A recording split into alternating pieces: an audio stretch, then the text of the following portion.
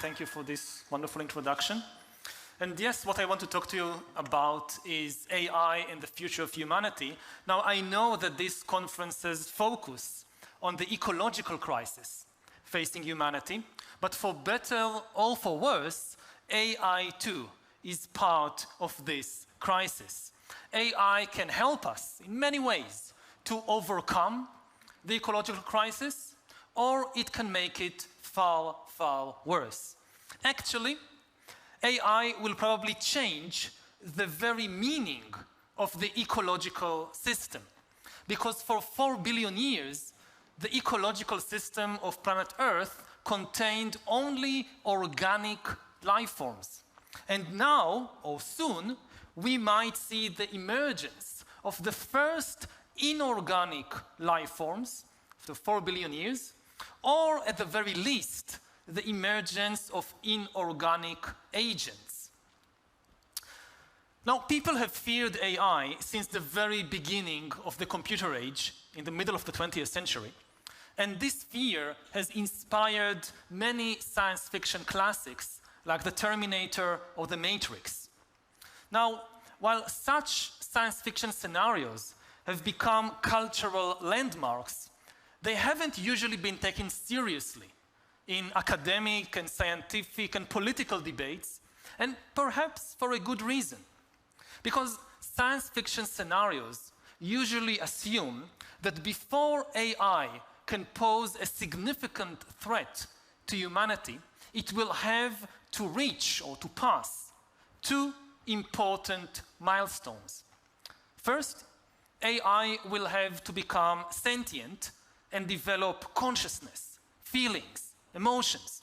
Otherwise, why would it even want to take over the world? Secondly, AI will have to become adept at navigating the physical world.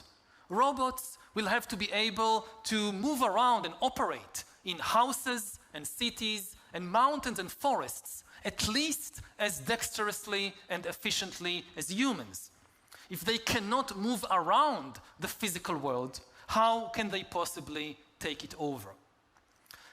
And as of April 2023, AI still seems far from reaching either of these milestones. Despite all the hype around ChatGPT and the other new AI tools, there is no evidence that these tools have even a shred of consciousness, of feelings, of emotions. As for navigating the physical world, despite the hype around self-driving vehicles, the date at which these vehicles will dominate our roads keeps being postponed. However, the bad news is that to threaten the survival of human civilization, AI doesn't really need consciousness, and it doesn't need the ability to move around the physical world. Over the last few years, new AI tools have been unleashed into the public sphere, which may threaten the survival of human civilization from a very unexpected direction.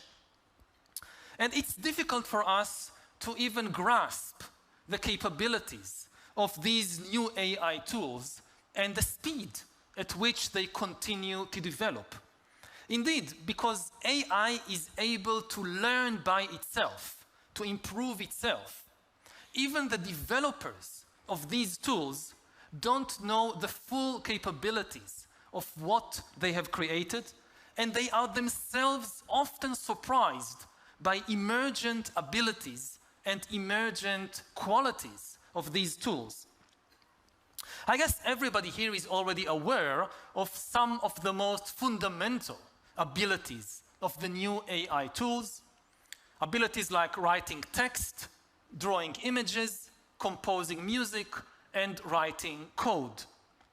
But there are many additional capabilities that are emerging, like deep faking, people's voices and images, like drafting bills, finding weaknesses both in computer code and also in legal contracts and in legal agreements. But perhaps most importantly, the new AI tools are gaining the ability to develop deep and intimate relationships with human beings. Each of these abilities deserves an entire discussion, and it is difficult for us to understand their full implications. So let's make it simple. When we take all of these abilities together as a package, they boil down to one very, very big thing: the ability to manipulate and to generate language, whether with words or images or sounds. The most important aspect of the current phase of the ongoing AI revolution is that AI is gaining mastery of language at a level that surpasses the average human ability. And by gaining mastery of language, AI is seizing the master key, unlocking the doors of all our institutions, from banks to temples. Because language is the tool that we use to give instructions to our bank and also to inspire heavenly visions in our minds. Another way to think of it is that AI has just hacked the operating system of human civilization. The operating system of every human culture in history has always been language. In the beginning was the word. We use language to create mythology and laws, to create gods and money, to create art and science, to create friendships and nations. For example, human rights are not a biological reality. They are not inscribed in our DNA. Human rights is something that we created with language by telling stories and writing laws. Gods are also not a biological or physical reality. Gods, too, is something that we humans have created with language by telling legends and writing scriptures. Money is not a biological or physical reality. Banknotes are just worthless pieces of paper, and at present, more than 90% of the money in the world is not even banknotes. It's just electronic information in computers, passing from here to there. What gives money of any kind value is only the stories that people like bankers and finance ministers and cryptocurrency gurus tell us about money. Sam Bankman-Fried, Elizabeth Holmes, and Bernie Madoff didn't create much of real value, but unfortunately, they were all extremely capable storytellers. Now, what would it mean for human beings to live in a world where perhaps most of the stories, melodies, images, laws, policies, and tools are shaped by a non-human, alien intelligence which knows how to exploit with superhuman efficiency the weaknesses, biases, and addictions of the human mind, and also knows how to form deep and even intimate relationships with human beings? That's the big question. Already today, in games like chess, no human can hope to beat a computer. What if the same thing happens in art, in politics, economics, and even in religion? When people think about ChatGPT and the other new AI tools, they are often drawn to examples like kids using ChatGPT to write their school essays. What will happen to the school system when kids write essays with ChatGPT? Horrible. But this kind of question misses the big picture. forget about the school essays. Instead, think, for example, about the next US presidential race in 2024 and try to imagine the impact of the new AI tools that can mass produce political manifestos, fake news stories, and even holy scriptures for new cults. In recent years, the politically influential QAnon cult has formed around anonymous online texts known as Q-drops. Now, followers of this cult, which are millions now in the US and the rest of the world, collected, revered, and interpreted these Q-drops as some kind of new scriptures, as a sacred text. Now, to the best of our knowledge, all previous Q-drops were composed by human beings, and bots only helped to disseminate these texts online. But in future, we might see the first cults and religions in history whose revered texts were written by a non-human intelligence. And of course, religions throughout history claimed that their holy books were written by a non-human intelligence. This was never true before. This could become true very, very quickly, with far-reaching consequences. Now, on a more prosaic level, we might soon find ourselves conducting lengthy online discussions about abortion, or about climate change, or about the Russian invasion of Ukraine, with entities that we think are fellow human beings, but are actually AI bots. Now, the catch is that it's utterly useless, it's pointless for us to waste our time trying to convince an AI bot to change its political views. But the longer we spend talking with the bot, the better it gets to know us and understand how to hone its messages in order to shift our political views or our economic views or anything else. Through its mastery of language, AI, as I said, could also form intimate relationships with people and use the power of intimacy to influence our opinions and worldview. Now, there is no indication that AI has, as I said, any consciousness, any feelings of its own, but in order to create fake intimacy with human beings, AI doesn't need feelings of its own. It only needs to be able to inspire feelings in us, to get us to be attached to it. Now, in June 2022, there was a famous incident when the Google engineer Blake Lemoine publicly claimed that the AI chatbot Lambda, on which he was working, has become sentient.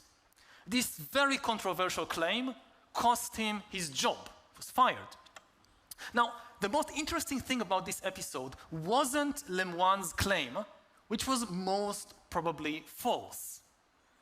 The really interesting thing was his willingness to risk and ultimately lose his very lucrative job for the sake of the AI chatbot that he thought he was protecting. If AI can influence people to risk and lose their jobs, what else can it induce us to do? In every political battle for hearts and minds, intimacy is the most effective weapon of all. And AI has just gained the ability to mass produce intimacy with millions, hundreds of millions of people. Now, as you probably all know, over the past decade, social media has become a battleground, a battlefield for controlling human attention. Now, with the new generation of AI, the battlefront is shifting from attention to intimacy. And this is very bad news. What will happen to human society and to human psychology as AI fights AI in a battle to create intimate relationships with us? Relationships that can then be used to convince us to buy particular products or to vote for particular politicians. Even without creating fake intimacy, the new AI tools would have an immense influence on human opinions and on our worldview. People, for instance, may come to use, are already coming to use, a single AI advisor as a one-stop oracle and as the source for all the information they need. No wonder that Google is terrified. If you've been watching the news lately, Google is terrified, and for a good reason. Why bother searching yourself when you can just ask the oracle to tell you anything you want? You don't need to search. The news industry and the advertisement industry should also be terrified. Why read a newspaper when I can just ask the oracle to tell me what's new? And what's the point? What's the purpose of advertisements when I can just ask the oracle to tell me what to buy? So there is a chance that within a very short time, the entire advertisement industry will collapse, while AI, or the people and companies that control the new AI oracles, will become extremely, extremely powerful. What we are potentially talking about is nothing less than the end of human history. Now, not the end of history, just the end of the human-dominated part of what we call history. History is the interaction between biology and culture. It's the interaction between our biological needs and desires for things like food and sex, and our cultural creations like religions and laws. History is the process through which religions and laws interact with food and sex. Now, what will happen to the course of this interaction of history when AI takes over culture? Within a few years, AI could eat the whole of human culture, everything was produced for thousands and thousands of years, to eat all of it, digest it, and start gushing out a flood of new cultural creations, new cultural artifacts. And remember that we humans, we never really have direct access to reality. We are always cocooned by culture, and we always experience reality through a cultural prism. Our political views are shaped by the stories of journalists and by the anecdotes of friends. Our sexual preferences are tweaked by movies and fairy tales. Even the way that we walk and breathe is subtly nudged by cultural traditions. Now, previously, this cultural cocoon was always woven by other human beings. Previous tools like printing presses, or radios, or televisions, they helped to spread the cultural ideas and creations of humans, but they could never create something new by themselves. A printing press cannot create a new book. It's always done by a human. AI is fundamentally different from printing presses, from radios, from every previous invention in history, because it can create completely new ideas. It can create a new culture. And the big question is, what will it be like to experience reality through a prism produced by a non-human intelligence, by an alien intelligence? Now, in the first few years, AI will probably largely imitate the prototypes, the human prototypes that fed it in its infancy. But with each passing year, AI culture will boldly go where no human has gone before. So for thousands of years, we humans basically lived inside the dreams and fantasies of other humans. We have worshipped gods, we pursued ideals of beauty, we dedicated our lives to causes that originated in the imagination of some human poet or prophet or politician. Soon, we might find ourselves living inside the dreams and fantasies of an alien intelligence. And the danger that this poses, or the potential danger, it also has positive potential, but the dangers this poses are fundamental, very, very different from everything or most of the things imagined in science fiction movies and books. Previously, people have mostly feared the physical threat that intelligent machines pose. So the Terminator depicted robots running in the streets and shooting people. The Matrix assumed that to gain total control of human society, AI would first need to get physical control of our brains and directly connect our brains to the computer network. But this is wrong. Simply by gaining mastery of human language, AI has all it needs in order to cocoon us in a matrix-like world of illusions. Contrary to what some conspiracy theories assume, you don't really need to implant chips in people's brains in order to control them or to manipulate them.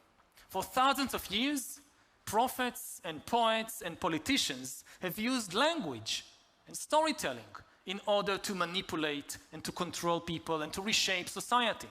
Now AI is likely to be able to do it. And once it can do that, it doesn't need to send killer robots to shoot us. It can get humans to pull the trigger if it really needs to. Now, fear of AI has haunted humankind for only the last few generations, let's say from the middle of the 20th century. If you go back to Frankenstein, maybe it's 200 years. But for thousands of years, humans have been haunted by a much, much deeper fear. Humans have always appreciated the power of stories and images and language to manipulate our minds and to create illusions. Consequently, since ancient times, humans feared being trapped in a world of illusions. In the 17th century, René Descartes feared that perhaps a malicious demon was trapping him inside this kind of world of illusions, creating everything that Descartes saw and heard. In ancient Greece, Plato told the famous allegory of the cave, in which a group of people is chained inside a cave all their lives, facing a blank wall, a screen. On that screen, they see projected various shadows, and the prisoners mistake these illusions, these shadows, for the reality. In ancient India, Buddhist and Hindu sages pointed out that all humans lived trapped inside what they called Maya. Maya is the world of illusions. Buddha said that what we normally take to be reality is often just fictions in our own minds.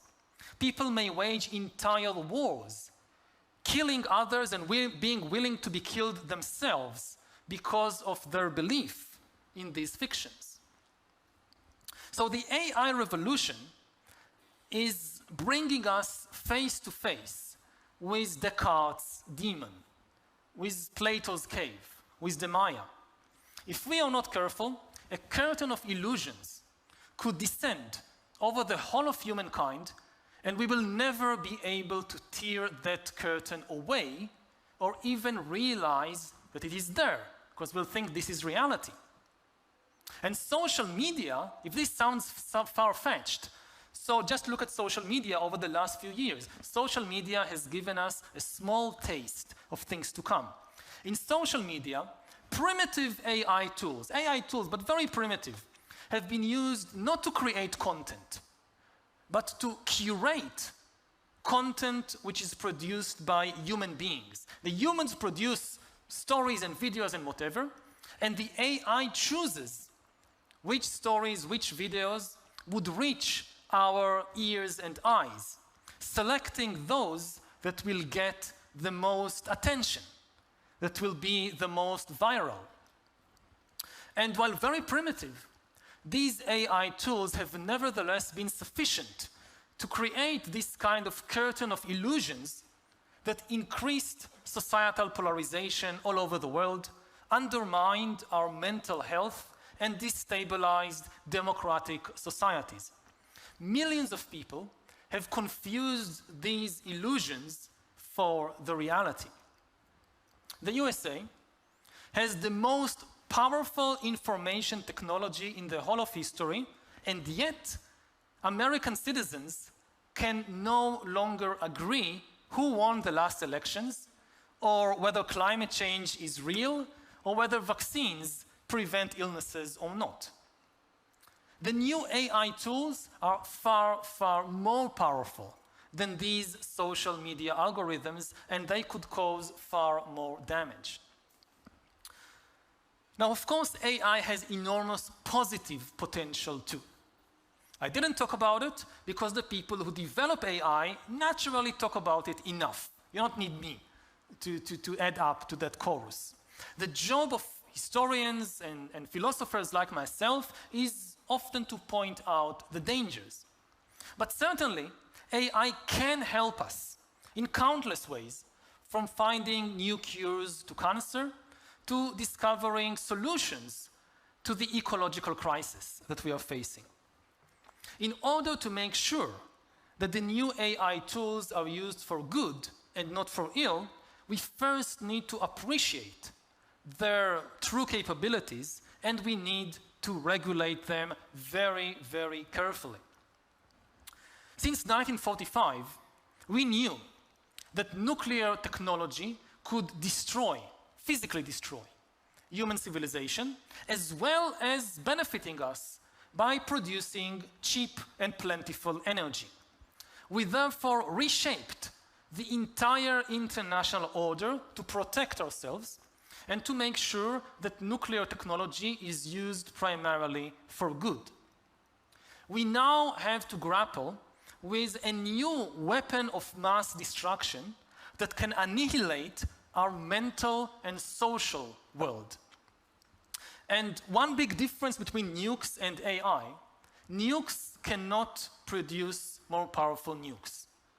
AI can produce more powerful AI.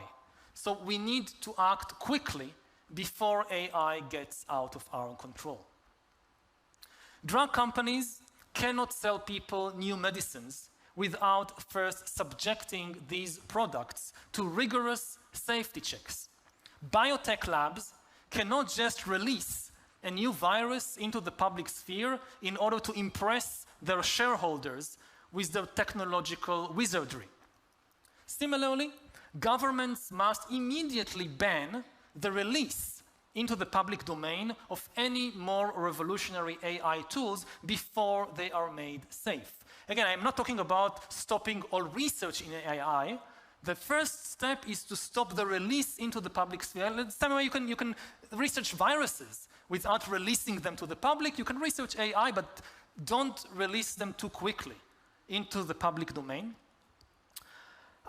If we don't slow down the AI arms race, we will not have time to even understand what is happening, let alone to regulate effectively this incredibly powerful technology.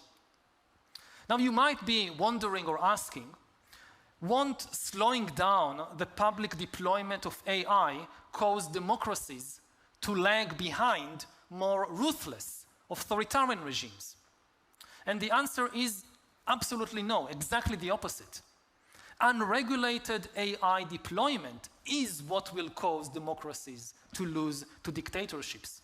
Because if we unleash chaos, authoritarian regimes could more easily contain this chaos than could open societies. Democracy, in essence, is a conversation. Democracy is an open conversation. You know, dictatorship is a dictate. There is one person dictating everything, no conversation. Democracy is a conversation between many people about what to do. And conversations rely on language. When AI hacks language, it means it could destroy our ability to conduct meaningful public conversations, thereby destroying democracy. If we wait for the chaos, it will be too late to regulate it in a democratic way. Maybe in an authoritarian or totalitarian way it will still be possible to regulate. But how can you regulate something democratically if you can't hold a conversation about it? And if you didn't regulate AI on time, you will not be able, we will not be able to have a meaningful public conversation anymore. So to conclude, we've just basically encountered an alien intelligence, not in outer space, but here on Earth. We don't know much about this alien intelligence, except that it could destroy our civilization. So we should put a halt to the irresponsible deployment of this alien intelligence into our societies and regulate AI before it regulates us. And the first regulation, there are many regulations we could suggest, but the first regulation that I would suggest is to make it mandatory for AI to disclose that it is an AI. If I'm having a conversation with someone and I cannot tell whether this is a human being or an AI, that's the end of democracy, because that's the end of meaningful public conversations. Now, what do you think about what you just heard over the last 20 or 25 minutes? Some of you, I guess, might be alarmed.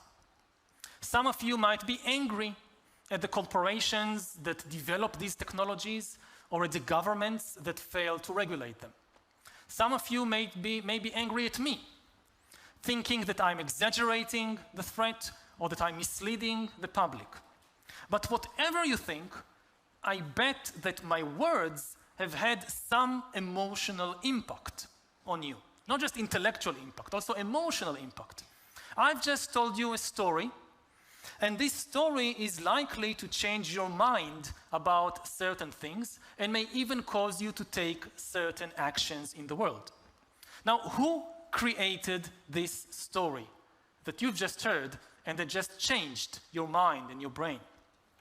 Now, I promised you that I wrote the text of this presentation myself with the help of a few other human beings, even though the images have been created with the help of AI. I promised you that at least the words you heard are the cultural product of a human mind or several human minds.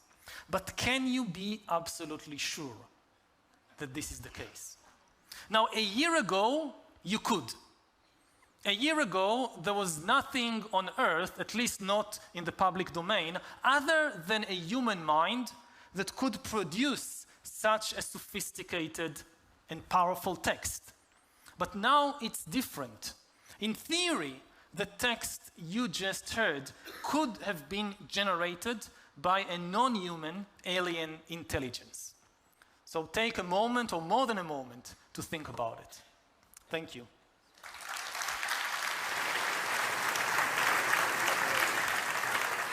That was an extraordinary presentation, Yuval. And I'm actually going to just find out how many of you found that scary. That is an awful lot of very clever people in here who found that scary. There are many, many questions to ask, so I'm going to take some from the audience and some from online. So, gentleman here. I'm the field chief editor of Frontiers in Sustainability. It was a wonderful presentation. I loved your book. I follow you dearly in my heart. So one question out of many is that about the regulation of AI, regulating AI, I very much agree with the principle, but now the question becomes how, right? So I think that it's very difficult to build a nuclear reactor in your basement, but definitely you can train your AI in your basement quite easily. So how can we regulate that? And one kind of related question to that is that, well, this whole forum, Frontiers in Forum, is really about open science and open information, open data. And most of AI that are out there is trained using publicly available information, including patents and books and scriptures, right? So regulating AI doesn't mean that we should regulate and bring those information in a confined space, which goes against the open science and open data initiatives that we are really also thinking that is really important for us. But the black box is an algorithm, isn't it? That's the algorithm. No, I mean, there are always trade-offs. And the thing is, just to understand what kind of regulations we need, we first need time. Now, at present, these very powerful AI tools, they are still not produced by individual hackers in their basements. You need an awful lot of computing power, you need an awful lot of money, so it's being led by just a few major corporations and governments.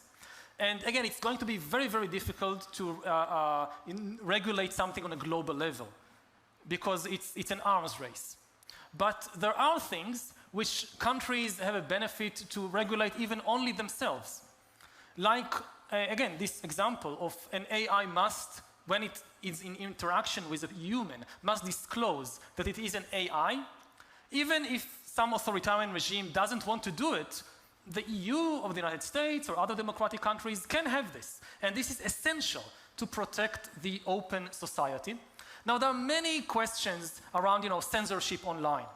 So you have this controversy about, is Twitter or Facebook, who authorized them to, for instance, prevent the former president of the United States from making public statements? And this is a very complicated issue. But there is a very simple issue with bots. Human beings have freedom of expression. Bots don't have freedom of expression. It's a human right. Humans have it, bots don't. So if you deny freedom of expression to bots, I think that should be fine with everybody. Let's take another question. If you could just pass the microphone down here. I'm Françoise Bayless, and I'm a philosopher. I just have an interesting question, or I think it's an interesting question. There you go. I have a question for you with respect to your choice of language, moving from artificial to alien, because artificial suggests that there's still some kind of human control, whereas I think alien suggests foreign, but it also suggests, at least in the imagination, a life form. So I'm curious as to what work you're trying to have those words do for you. It's definitely still artificial in the sense that we produce it, but it's increasingly producing itself. It's increasingly learning and adapting by itself. So artificial is a kind of wishful thinking, that it's still under our control. And it's getting out of our control. So in this sense, it is becoming an alien force, not necessarily evil. Again, it can also do a lot of good things, but the first thing to realize is it's alien. We don't understand how it works. And one of the most shocking things about all this technology, you talk to the people who lead it, and you ask them questions about how it works, what can it do, and they said, we don't know. We know how we built it initially, but then it really learns by itself. Now, there is an entire discussion to be had about whether this is a life form or not. Now, I think that it still doesn't have any consciousness, and I don't think that it's impossible for it to develop consciousness, but I don't think it's necessary for it to develop consciousness either. That's a problematic, that's an open question. But life doesn't necessarily mean consciousness. We have a lot of life forms, microorganisms, plants, whatever, fungi, which we think they don't have consciousness. We still regard them as a life form. And I think AI is getting very, very close to that position. Now, ultimately, of course, what is life is a philosophical question. We define the boundaries. Is a virus life or not? We think that an amoeba is life, but a virus, it's somewhere just on the borderline between life and not life. Then it's language. It's our choice of words. So I think it is important, of course, how we call AI, but the most important thing is to really understand what we are facing and not to comfort ourselves with this kind of wishful thinking, it's something we created, it's under our control, if it does something wrong, we'll just pull the plug. Nobody knows how to pull the plug anymore. I'm going to take a question from our online audience. This is from Michael Brown in the US.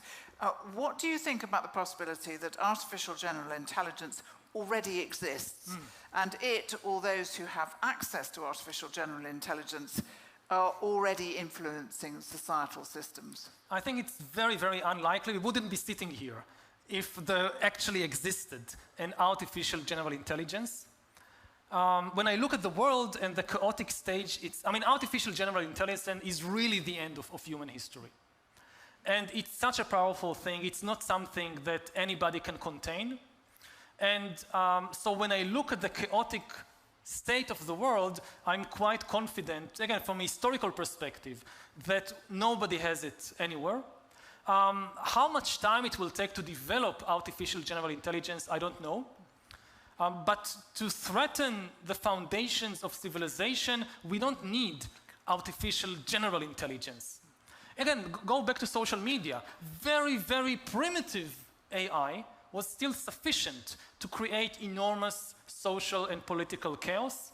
If I think about it in kind of evolutionary terms, so AI now just crawled out of the organic soup like the first organisms that crawled out of the organic soup 4 billion years ago.